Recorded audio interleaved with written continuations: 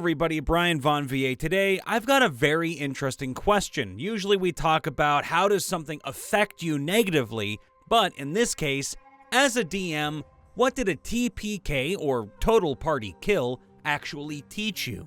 Leave your comment down below letting us know how a TPK taught you. Nauseated is an incredibly powerful condition in D&D 3.0. It was a new system, but I've always been about creating my own things. So, I made goblin babies, a whole hut of them. And they throw goblin poo, causing nausea. Well, it turns out nauseated equals helplessness in D&D 3.0, as in, Mama Goblin got to coup de grace. Now, what did I learn? Know what your effects actually do when you make shit up on the fly. Still mess this up sometimes. And don't be afraid to scale back hard when you realize you've made this kind of mistake. Retcon if necessary. Us D&D players can never really get enough. Whether you play 3 times a week or once a month, part of you always craves more. We get our fix however we can, by watching short stories online, D&D live streams, Baldur's Gate. Well, allow me to offer you something new. The best available follows a party of new adventurers trying to make a name for themselves in hopes of being sponsored in a competition. Waterdeep's Festival of Heroes, which sees the chosen parties delving into the depths of Undermountain, risking life and limb to suppress the evils and monsters below to protect the city above. The Dungeon of the Mad Mage is filled with danger, treasure, glory, and mysteries yet to be revealed. Come watch the journey from humble beginnings into heroic legend as we adapt a campaign years in the making into an illustrated web series with art from Doodle Poodle, author of Tales from the Tables. We pride ourselves in converting hours-long sessions into smoothly paced episode with limited animation, music, blood, sweat, and tears. Get in on the ground floor of something great and join the Forever DMs table today. Link in the description. I play GURPS, which can be a very unforgiving system. I make sure all players, especially the new ones, know that I will not intentionally kill their characters, but I won't save them from their own stupidity. As a result, characters die, but rarely if ever in a TPK. I had one gaming group that had weekly sessions for almost 2 years. It was my own setting, one where the moon had been destroyed quite a few thousand years earlier, and the remaining bits were forming into a ring but hadn't encircled the world, so there was an arc. All of the players knew this and took it in stride as part of the flavor of the setting. Instead of the months, there were arcs. No big deal. The characters never knew the arc had once been a moon. It had always been the arc. Well, most of them, anyway. The campaign had been going on for most of a year, if not a little bit more. Some characters had died and been replaced, but they were a good group. Well, I found out I had to move due to circumstances beyond my control, and we decided to play out the campaign before the move. I decided to show my appreciation to them. The big baddies were taking over the world. The characters had started off as conscripts in the army fighting them, but all had gone AWOL and were harrying the enemy outside the army due to a combination of corruption, incompetence, and traitors within the chain of command. Then, they learned that one of their own, a character that had been with them for months of real time, was actually one of the big baddies. Things started falling together as to why certain missions failed. He swore to them up and down that he had abandoned the big baddies and that he was on their side. Well, they didn't kill him because there was enough evidence that they believed him. But still, they felt betrayed, so they kept him in the brig of their vessel until they could decide what to do. Then the big baddies destroyed the kingdom with a devastating strategic strike and were enslaving the survivors. Oh, they were pissed and wanted revenge. They talked to the turncoat in the brig. Well, he had an idea. He explained that the Ark had once been a moon, and that said moon had been destroyed by a spell. A spell that could be undone given the right power and circumstances. The turncoat knew how to get both. Now, doing so would severely hamper the enemy, as the power for the spell would prevent the enemy from accessing their own most powerful magic. The target decided, they began to plan. I let them go through with everything they wanted, and at one point a player even said, "We are all going to die. He hasn't said no once." They didn't care. This was epic in scope. They followed their plan, overcame the obstacles that destroyed that plan, and were able to adapt and overcome. Now they did all die, but they had changed the world. To a man, they all said it was worth it. What did I learn? A TPK isn't always a bad thing, so long as the risk is worth the reward.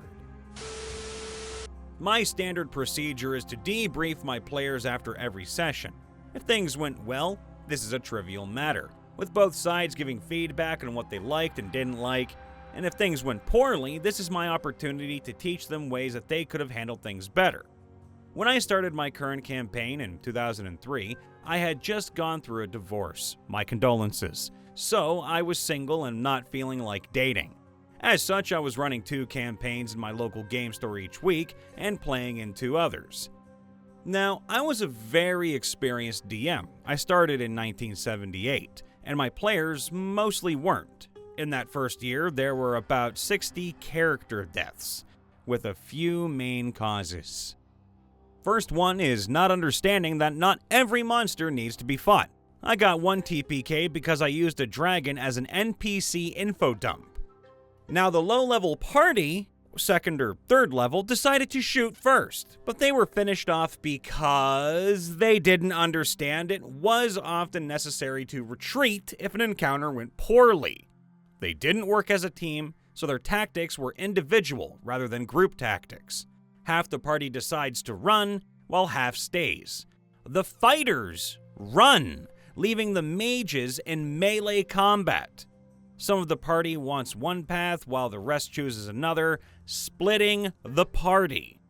They rolled up characters instead of rolling up a party, so the characters did not cover each other's weaknesses and enhance each other's strengths. They used bad tactics. They allowed a single large monster to fight them one by one instead of moving to where they could swarm it. Or they fought a large number of monsters in an open space instead of retreating to a choke point where they could fight them 1 or 2 at a time. They killed each other. I can only recall 1 death that year that was due to bad luck with the dice, though. After that first year, because of my regular debriefs, their willingness to ask questions and learn, and the experience of playing with a tough DM, they became really good players. In the 13 years since then, I think I have under a dozen deaths, and about half of those were heroic deaths, where a player sacrificed his or her character to save someone else. When they went to conventions to play in tournaments, they were very successful, most recently losing the Dungeon Crawl Classics tournament at Gen Con due to a tiebreaker dice-off at the final. Of course, none of this really answers the question. What have I learned from a TPK? Well, a TPK doesn't do anyone any good if everyone doesn't understand why it happened and how to keep it from happening again. Accordingly, a TPK should happen for a reason, and that reason should almost never be bad luck. To use the TPK as an opportunity to help the players build a better party going forward. And, in tournaments, I learned that some game masters are extremely soft on their players, letting them get away with bad tactics or deeply flawed characters. For example, in Hackmaster, there's a quirk and flaw system, where for randomly rolling for quirks and flaws, a player can get a significant quantity of build points to apply to ability scores, talents, skills, starting money, etc. In one tournament, in most Hackmaster tournaments using home characters was encouraged, provided they met the tournament guidelines. Every character had at least 8 serious quirks and flaws. They were upset that the DM for their table exploited these, and their horrible tactics, and got a TPK in the first encounter, because they felt that their PCs were essentially immortal from the benefits they had received from all those extra build points. As far as my character deaths go, there aren't many, but I know why all of them happened. Gnome Thief Illusionist died because he failed a saving throw, after he and his party underestimated the strength of the opposition. dwarf fighter cleric sacrificed himself to give the rest of the party time to escape. My human samurai chose death over dishonor. My human cleric died because the DM wanted to be able to brag that he killed one of my characters. To do so, he ended up TPKing his entire home group while I was visiting. If you don't know why your character died, just ask. Even if you think you know how or why they may have died, please still ask. The DM's answer may surprise you and often enlighten you. What I learned is that if you semi-railroad them into it, even if they don't actually die, at least one of them will be very upset with you. I have this horror comedy homebrew setting I have used with a bunch of different groups. One such group included a bunch of veteran role players. I wanted to introduce them to it with a bang, so after a low-pressure intro where they played carnival games at a village festival, like in Neverwinter Nights 2, I had them accompany the highest-level local NPC on a trip to the next town over for supplies. While going through the forest, they were ambushed by a vampire lord and a large pack of zombie dogs. I intended for the party to fight the zombie dogs while the powerful wizard they were with fought the vampire. It was, by design, an unwinnable fight. The zombies could have been overcome in a round or two by the wizard, but he was busy with his duel, and was decapitated in the third round. The party swashbuckler rushed in to attack the vampire instead of focusing on the zombies, and was promptly gutted. The rest of the party was, needless to say, overrun by the zombies. There were 20 of them against a first-level party of 4. Again, it was unwinnable. Now, I'd set it up so that after failing, everyone but the wizard would be saved by a sympathetic fae and wake up a year later. Rip Van Winkle style. Yeah, I borrowed from other fantasy a bit, just sue me. The idea was to show the party that there were powerful and horrific creatures in the world, just to get them on edge. I also wanted to introduce helpful fae creatures because it was a heavily fae-focused campaign in the forest for the first 6 or 7 sessions. Now, most of the party was actually fine with it. They saw what I had done narrative-wise in the second session. I left the first session on a cliffhanger with them all dead, quote-quote, but hinted heavily that it wasn't the end of the story and they shouldn't throw away their character sheets before the next session. Now, the swashbuckler who had run in our previous campaign, holy shit was he mad! All he said at first was that he was leaving the campaign because he didn't like my style of storytelling. Well, after pressing him for details, he let me know that pushing the party into a Kobayashi Maru scenario utterly pissed him off, because he wanted to feel heroic, and I had killed him at first level for just playing through the scenario that I had worked out. And of course, he accused me of railroading, which is definitely something I did for that one scripted encounter, though, to be fair, I did allow them to make perception checks to not fall into the ambush, and despite 2 characters seeing zombie dogs running through the forest, they just kept riding forward on the cart without a care in the world. It didn't matter that none of the PCs were actually dead, it just pissed him off that I had taken away his sense of agency in favor of telling the story in the way I wanted to. So he left the group. Guy was kind of an asshole anyway, which I discovered soon after, so I kind of dodged a bullet with him, dropping out at the first session before everyone else was heavily invested. But the experience definitely taught me something. If players encounter a TPK, it should really be their own fault. A character dying in a tabletop RPG can be a pretty emotional experience for the player. They generally invested time and effort into building the character they wanted to play. And if they feel like you took that away from them, even if you didn't irreversibly kill them, without giving them a chance to stop it, they can get very upset. Before this experience, I knew I should always give players choices. Suspending real choice for even one scripted encounter left a player very emotional, to the point of him wanting to leave the gaming group. So after that, I started adding a new rule to every campaign I ran. Characters don't die unless they make mistakes. Yes, they can lose, they can even suffer serious setbacks. But whether through railroading a scene for dramatic effect, or even just lucky dice rolls from monsters, I don't allow TPKs unless the party did something very stupid that they should have known to avoid. The threat of character death is there. The illusion of danger is there, and losing a fight can still happen and result in, say, losing that amazing artifact that you found, or having to sit out part of a session while the party finds some way to resurrect you.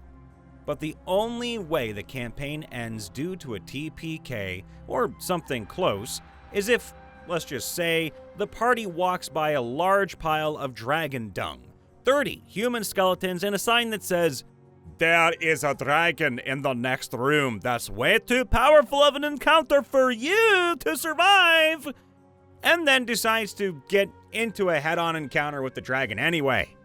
Even if you're not quite as forgiving as I am with character deaths, it's important to always give your players choices, which allow them advantages, so they can win, escape, or avoid the truly deadly encounters in your world.